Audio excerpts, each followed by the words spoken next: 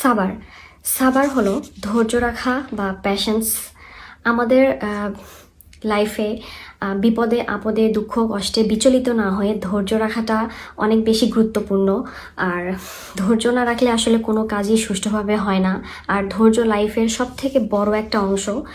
আর সূরা বাকারায় হচ্ছে 153 নম্বর একটা আয়াত আছে, যেখানে বলা আছে যে ইয়া আইয়ুহাল্লাযিনা আমানু ইয়াস্তাইনু বিস-সাবরি ওয়াস-সালা ইন্নাল্লাহা মা'আস-সাবিরিন।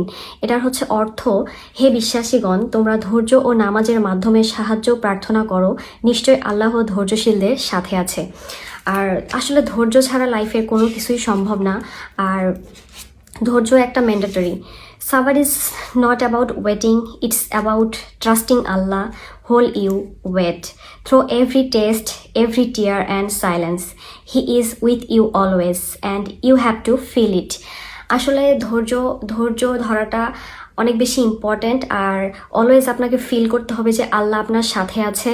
You have to feel it, নিজের মনকে বুঝাইতে হবে যে না, সব কিছু ঠিক হয়ে যাবে, আল্লাহ আমার সাথে আছে, সব কিছু ইনশাল্লাহ ঠিক হয়ে যাবে। যখন আপনি কোনো কিছুতে ইনশাল্লাহ বলেন, তো আল্লাহ দায়িত্ব নিয়ে নেয় যে ইনশাল্লাহটাকে আলহামদুলিল্লাহ পরিণত করার জন্য। সো ধৈর্য রাখাটা অনেক বেশি গুরুত্বপূর্ণ।